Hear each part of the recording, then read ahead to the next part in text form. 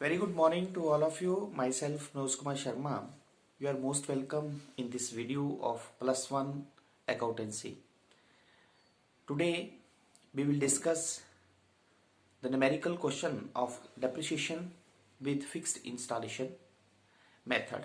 आज के इस वीडियो के माध्यम से हम फिक्स इंस्टॉलेशन मेथड की सहायता से डेप्रिसिएशन का क्वेश्चन करेंगे, जिसमें एसेट्स को बेचते समय किस तरह से जर्नल एंट्रीज की जाती हैं ये हम सीखेंगे. So let's be take a question. The question is on 1st Jan 2008 a furniture purchased for rupees 60,000. Additional furniture for rupees 20,000 was purchased on 1st July 2009. On 1st July 2010, the furniture purchased on 1st Jan 2008, having become obsolete, was sold for rupees 25,000. Depreciation is provided annually on 31st December every year at the rate of 20% per annum on original cost. Prepare furniture account from 2008 to 2010. तो question क्या है कि 1 जनवरी 2008 को एक furniture जो है वो 60,000 रुपए का खरीदा गया. एक और फर्नीचर, एडिशनल फर्नीचर, एक और फर्नीचर 20,000 रुपए का 1 जुलाई 2009 को, उसे अगले साल जुलाई में खरीदा गया. फिर 1 जुलाई 2010, उससे भी अगले साल क्या हुआ कि the furniture purchase on 1st Jan 2008, जो फर्नीचर हमने 1 जनवरी 2008 को खरीदा था वो फर्नीचर हमने 1 जुलाई 2010 को जो है वो 25,000 रुपए का बेच दिया. आपने डेप्रिसिएशन 31 दिसंबर को हर साल लगानी है और 20% रेट ऑफ डेप्रिसिएशन है और मेथड है ओरिजिनल कॉस्ट. फर्नीचर अकाउंट 2008 से लेके 2010 तक, 2008, 2009 और 2010 3 सालों तक हमने बनाना है. तो जब भी हम क्वेश्चन डेप्रिसिएशन का करते हैं तो हमें 3 चीजें ध्यान में रखनी होती है: ओरिजिनल कॉस्ट, एस्टिमेटेड लाइफ और स्क्रैप वैल्यू. लेकिन इस क्वेश्चन में आप देख सकते हैं कि हमें एस्टिमेटेड लाइफ नहीं दी हुई है, स्क्रैप वैल्यू नहीं दी गई है. तो ओरिजिनल कॉस्ट जो है हमारे पास फर्नीचर की, वो हमारे पास है फर्नीचर की ओरिजिनल कॉस्ट कितनी है? 60,000 रुपए की. और ये कब खरीदा गया है? 1 जनवरी 2008 को खरीदा गया है. और रेट ऑफ डेप्रिसिएशन इस क्वेश्चन में हमें दिया गया है, तो रेट ऑफ डेप्रिसिएशन जो है वो है 20%. अब हम क्वेश्चंस को स्टार्ट करते हैं. तो we will prepare furniture account. Format है date, particulars, amount, date, particulars and amount. तो जब भी हम फर्नीचर को खरीदते हैं, कोई भी एसेट को हम खरीदते हैं, तो जर्नल एंट्री हम करते हैं asset account debit to cash. तो हमारे पास जर्नल एंट्री अगर हम करना चाहें तो हो जाएगी furniture account debit to cash account. कितने का फर्नीचर हमने खरीदा है? 60,000 का. ओके, तो इसे हम फर्नीचर अकाउंट में कैसे लिखेंगे? डेट की जगह डेट 1 जनवरी 2008 को हम लिख देंगे to cash account, it is 60,000. अब 2008 में हमने इस फर्नीचर को पूरा साल यूज किया, क्योंकि डेप्रिसिएशन जो है वो वर्ष के अंत में लगाई जाती है. At the end of the year means 31 दिसंबर 2008 को जब हम डेप्रिसिएशन लगाएंगे तो हमारे पास हो जाएगा बाय डेप्रिसिएशन अकाउंट. क्योंकि जब हम डेप्रिसिएशन लगाते हैं तो जर्नल एंट्री होती है depreciation account debit to asset. तो क्योंकि यहाँ पे फर्नीचर है तो टू फर्नीचर अकाउंट. क्योंकि रेट ऑफ डेप्रिसिएशन इस क्वेश्चन में हमें दिया गया है, तो डेप्रिसिएशन कैसे कैलकुलेट करेंगे? Original cost 60,000 into rate by 100, तो ये आ गई हमारे पास 12,000 रुपया. ठीक है, तो बाई डेप्रिसिएशन 12,000. तो अब हम इस साल में जो फर्नीचर हमने 60,000 का खरीदा, तो 31 दिसंबर 2008 को इस फर्नीचर का क्लोजिंग बैलेंस, जिसको हम बाई बैलेंस कैरी डाउन करके लिखते हैं, वो हमारे पास आ गया 48,000. कितना आ गया? 48,000. 60 माइनस 12, इट इज 48,000. अब ये फर्नीचर अगले साल के लिए 1 जनवरी 2009 के लिए हमारे पास इस फर्नीचर का ओपनिंग बैलेंस, जिसको हम टू बैलेंस ब्रॉट डाउन करके लिखते हैं, वो हो गया 48,000। अब 2009 में क्वेश्चन अगर आप देखें तो आपको लिखा है कि 1 जुलाई 2009 को एक और फर्नीचर खरीदा गया 20,000 रुपए का। तो सेम एंट्री हम फिर वही करेंगे, furniture account debit to cash, लेकिन डेट आपने ध्यान में रखनी है 1 जुलाई 2009 यहां पे आ जाएगा टू कैश अकाउंट। कितने का फर्नीचर खरीदा है? 20,000 का। ठीक है, तो at the end of the year फिर हम डेप्रिसिएशन लगाएंगे। तो जब हम डेप्रिसिएशन लगाएंगे तो 31 दिसंबर 2009 को हम लगाएंगे डेप्रिसिएशन। तो depreciation account debit to furniture, तो यहां पे आ जाएगा बाई डेप्रिसिएशन अकाउंट। लेकिन अब हमारे पास दो फर्नीचर हो गए। ठीक है, दो फर्नीचर हो गए। एक फर्नीचर हमने 1 जनवरी 2008 को खरीदा था, तो उस पे 12,000 डेप्रिसिएशन थी, तो वो 12 की 12,000 ही लगेगी, क्योंकि फिक्स इंस्टॉलेशन मेथड है और फिक्स इंस्टॉलेशन मेथड में the depreciation remain same every year. लेकिन अब जो ये फर्नीचर हमने 1 जुलाई को खरीदा है, कब खरीदा है ये? 1 जुलाई 2009 को खरीदा है। कितने का? 20,000 रुपए का। ठीक है, और रेट ऑफ द डेप्रिसिएशन जो है वो 20% है। तो डेप्रिसिएशन जो लगेगी वो cost into rate by 100 into, अब देखें ये आपने फर्नीचर खरीदा कब है? जुलाई में। तो जब जुलाई में ये फर्नीचर खरीदा तो इसका मतलब 2009 में ये फर्नीचर 6 महीने यूज हुआ, क्योंकि जुलाई में खरीदा। तो जुलाई, अगस्त, सितंबर, अक्टूबर, नवंबर एंड दिसंबर। तो डेप्रिसिएशन जो लगेगी वो 6 मंथ की लगेगी। कितनी हुई? 2000। कितनी हुई ये? 2000। तो फर्नीचर नंबर 2 पे डेप्रिसिएशन जो होगी ये हो गई 2000। तो टोटल डेप्रिसिएशन जो है वो हो गई 14,000। तो अब हम टोटल कर सकते हैं, तो ये हमारे पास आ गया 68,000। तो अब हमारे पास जो दोनों फर्नीचर्स थे उनकी वैल्यू हमारे पास जो है वो क्लोजिंग बैलेंस जो है वो कितना बचा? तो ये आ गया हमारे पास 54,000। ठीक है, तो आप लेस कर देंगे 68,000 में से, जब 14,000 आप लेस कर देंगे तो 54,000 बचा हमारे पास। अब ये 54,000 हमारे पास अगले साल के लिए 1 जनवरी 2010 के लिए जो है वो ओपनिंग बैलेंस आ गया, जिसको हम लिखते हैं to balance brought down 54,000। Clear? अब आप देखें 2010 में क्वेश्चन में ऑन 1 जुलाई 2010 को जो फर्नीचर आपने 1 जनवरी 2008 को खरीदा था, ये देखो 60,000 रुपए वाला, ये आपने 25,000 रुपए में बेच दिया है। तो यहां पे आपने दो बातें ध्यान में रखनी है। वो आपने खरीदा कब था? 1 जनवरी 2008 को। कितने का खरीदा था? 60,000 रुपए का। बेचा कब है आपने? 1 जुलाई 2010 को। कितने का बेचा है? 25,000 रुपए का। ठीक है, तो हमें प्रॉफिट हुआ या लॉस हुआ? तो जनरली अगर आप देखें तो 60,000 का हमने खरीदा था, 25,000 का हमने बेच दिया। तो अगर आप यहां पे देखें तो हमें 35,000 रुपया जो है वो नुकसान हो गया। लेकिन ये गलत है। क्यों गलत है? क्योंकि 1 जनवरी 2008 को जो हमने फर्नीचर 60,000 रुपए का खरीदा है, क्या उसकी वैल्यू जो है वो 1 जुलाई 2010 को भी 60,000 ही थी? नहीं, वो तो कम हो गई। क्यों? क्योंकि हर साल वो यूज हुआ होगा।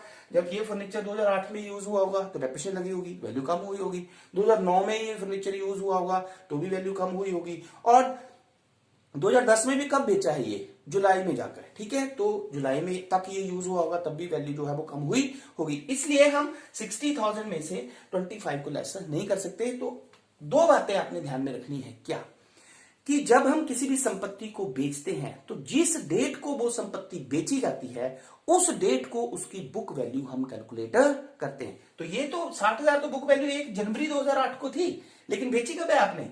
1 जुलाई 2010 को। तो 1 जुलाई 2010 को हम इसकी वैल्यू कैलकुलेट करेंगे। उसके लिए हमें वर्किंग कैलकुलेशन करनी पड़ती है, तो जो कि क्वेश्चन का पार्ट होता है, और ये क्वेश्चन के साइड में आपने जो है वो इसको करना है। तो वो कहां से स्टार्ट करते हैं? हमेशा ध्यान रखना है आपने कि जिस डेट को आपने वो संपत्ति खरीदी हो वहां से हम उस क्वेश्चन की वैल्यू लेते हैं। तो सबसे पहले हम लिखेंगे वैल्यू ऑफ फर्नीचर ऑन 1 जनवरी 2008। 2008 को खरीदी आपने, कितने का खरीदा?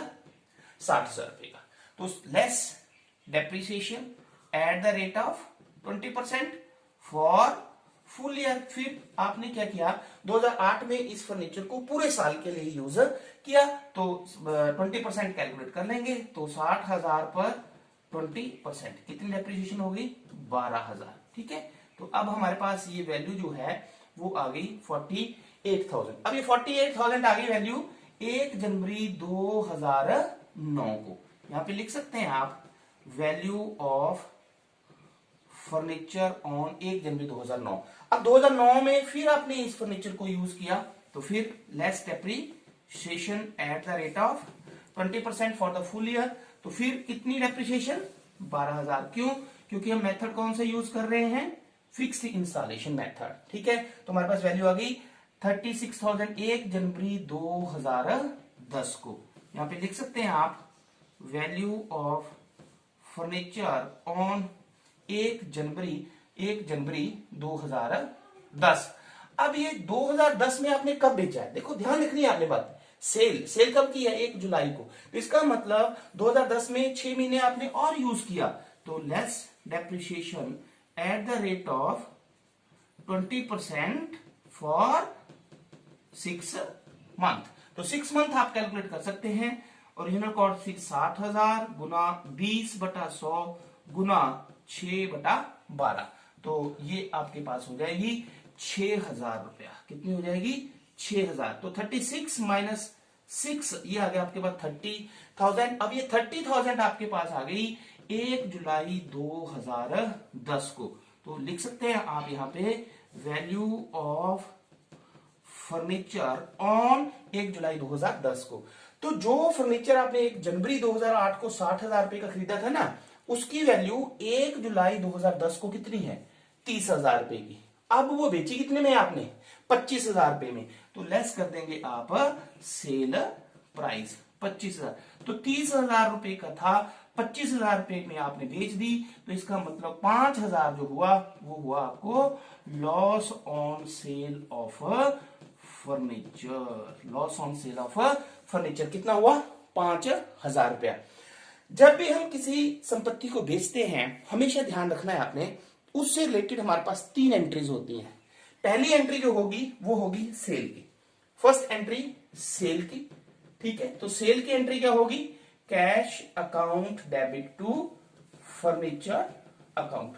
कितने का बेचा है हमने? देखो 25,000 का। 25,000 का। तो अब हम देखेंगे कि 1 जुलाई 2010 को आपने जब बेची तो आपने एंट्री कर दी बाई कैश अकाउंट। कितने की बेची? 25,000 रुपए की। दूसरी एंट्री जो हम करते हैं that is entry for depreciation. Entry for depreciation. तो डेप्रिसिएशन की एंट्री हमारे पास सेम वही होती है, depreciation account debit to furniture account. तो आप देख सकते हैं कि 2010 में जो डेप्रिसिएशन लगाई वो कितनी लगी है? 6,000। क्यों? क्योंकि आपने उसको 6 मंथ यूज किया है। तो इसका मतलब 1 जुलाई 2010 को हम एंट्री कर देंगे by depreciation. How much it is? 6,000। तीसरी एंट्री जो हमारे पास होगी वो होगी प्रॉफिट या लॉस की। तो हमारे पास लॉस हुआ है तो लॉस की एंट्री हमारे पास होती है profit and loss account debit to furniture account. तो कितना लॉस हुआ हमारे पास? 5,000 एंड 5,000। तो सेम डेट को हमारे पास एंट्री हो गई by profit and loss account. कितना? 5,000। तो ये 3 एंट्रीज जो है वो आपने ध्यान में रखनी है। जब भी हम किसी एसेट को बेचते हैं उससे रिलेटेड 3 एंट्रीज होती हैं जिस डेट को वो बेची जाती है। पहली entry entry for sale, second entry entry for depreciation, third entry entry for profit and loss. यहाँ पे लॉस हुआ है तो by profit and loss account 5,000 आया क्योंकि एंट्री हमारे पास profit and loss account debit to furniture हुआ। अगर प्रॉफिट हुआ होता तो इससे रिवर्स एंट्री होती, furniture account debit to profit and loss account, और फिर वो इधर आता to profit and loss account. तो ये तीनों एंट्रीज अब किस संपत्ति से संबंधित है? जिस संपत्ति को हमने बेचा है। किसको बेचा है? हमने वो फर्नीचर बेचा है जो कि 1 जनवरी 2008 को खरीदा था। तो इससे संबंधित 3 एंट्रीज हमारे पास कंप्लीट हो गई। अब ये फर्नीचर जो हमने 1 जुलाई 2009 को खरीदा था वो हमने पूरा साल यूज किया, तो 31 दिसंबर 2010 को इस पे डेप्रिसिएशन लगेगी। तो डेप्रिसिएशन की same entry by depreciation account. तो इस साल जो है ये फर्नीचर पूरे साल यूज हुआ, तो 20,000 इंटू 20%। यहाँ पे 6 मंथ की डेप्रिसिएशन नहीं कैलकुलेट करेंगे। यहाँ पे ध्यान रखना है आपने, क्योंकि ऊपर तो 2,000 रुपया ली थी। क्यों ली थी 2,000? क्योंकि ये फर्नीचर इस साल जो है वो 6 महीने यूज हुआ था, ठीक है, लेकिन इस साल ये फर्नीचर जो है वो पूरे साल यूज हुआ है, इसलिए जो डेप्रिसिएशन आएगी दैट इज 4000। तो अब आप टोटल कर सकते हैं, दैट इज 54,000। ये टोटल आप रफ में कर लो, 25 और 6 31 और 5 36 और 4 40। तो 31 दिसंबर 2010 को हमारे पास जो बैलेंस बचा फर्नीचर का by balance carried on that is 14,000। तो इसे हम लिख सकते हैं 54,000। तो इस क्वेश्चन की सहायता से हमने जो है वो जब हम नई मशीनरी खरीदते हैं, दूसरी मशीनरी खरीदते हैं, उसकी डेप्रिसिएशन कैसे कैलकुलेट करते हैं वो भी हमने डिस्कस किया। और अगर हम किसी एसेट को बेच देते हैं, ठीक है, तो वो भी हमने डिस्कस किया कि जब हम कोई भी एसेट बेचते हैं तो उससे रिलेटेड 3 एंट्रीज आपने ध्यान में रखनी है, entry for cell, entry for depreciation, entry for profit and loss account. और प्रॉफिट एंड लॉस निकालने के लिए हम वर्किंग कैलकुलेशन करते हैं। तो वर्किंग कैलकुलेशन के लिए आपने ध्यान में रखना है कि हम वर्किंग कैलकुलेशन वहीं से करना स्टार्ट करते हैं जहां से वो संपत्ति खरीदी गई होती थी, क्योंकि ये एसेट, ये फर्नीचर आपने 1 जनवरी 2008 को खरीदा था 60,000 रुपए का, ठीक है, और बेचा आपने कब है इसको 1 जुलाई 2010 को। तो 1 जनवरी 2008 से लेके 1 जुलाई 2010 तक हम इसकी वर्किंग कैलकुलेशन करेंगे। तो आपके सामने आप देख सकते हैं कि फर्नीचर 1 जनवरी 2008 को 60,000 रुपए खरीदा, फिर पूरा साल यूज किया, 2008 में जो डेप्रिसिएशन लगी 20% 12,000, बैलेंस आया 48, ठीक है। तो 2009 में फिर 20% डेप्रिसिएशन लगी, क्योंकि फिक्स इंस्टॉलेशन मेथड है तो उसमें डेप्रिसिएशन हमेशा सेम रहती है। तो फिर 12,000, फिर हमारे पास 36,000 रुपए आ गया, ठीक है। लेकिन 2010 में क्योंकि ये जुलाई को बेच दी है इसलिए 6 महीने यूज हुआ ये फर्नीचर, तो 6 महीने की डेप्रिसिएशन जो थी वो 6,000 रुपए आएगी। पूरे साल की अगर 12,000 है तो 6 महीने की 6,000 रुपए हुई। वैसे आप कैलकुलेट कर लो, 60,000 गुना 20/100 गुना 6/12, तो ये 6,000। अब ये वैल्यू आ गई आपके पास 30,000 1 जुलाई 2010 को। इसी डेट को ये फर्नीचर आपने बेचा है, तो 30,000 रुपए वैल्यू है, 25,000 का आपने बेचा, तो ये 5,000 रुपए जो है वो आपको लॉस आया है, ठीक है। तो जब आपने बेचा इस फर्नीचर को तो उससे संबंधित 3 एंट्रीज होती हैं, हमेशा ध्यान रखना है। उसी डेट को 1 जुलाई को ही आपने बेचा तो बाई कैश 25,000, 1 जुलाई तक ही डेप्रिसिएशन लगी 6,000, 1 जुलाई को ही लॉस हुआ 5,000 रुपए, ठीक है। और ये जो डेप्रिसिएशन लगी ये उस फर्नीचर पर लगी जो हमारे पास बचा है, ये तो हमने बेच दिया ना, ये जो हमारे पास बचा है वो उस पे डेप्रिसिएशन पूरे साल की 20,000 पे 20% हमारे पास जो है वो 4,000 बची। तो इसलिए हमारे पास अभी जो हमारा फर्नीचर का अमाउंट बचा हमारे पास वो बचा 14,000। तो इस क्वेश्चन की सहायता से एडिशनल एसेट को परचेज करने पे अकाउंटिंग ट्रीटमेंट क्या होता है, या फर्नीचर को या एसेट को बेचने पर उसकी रिकॉर्डिंग हम कैसे करते हैं, ये हमने डिस्कस किया है। तो आई होप कि इस वीडियो से ये कंसेप्ट आपके क्लियर हो गए होंगे। Thank you very much.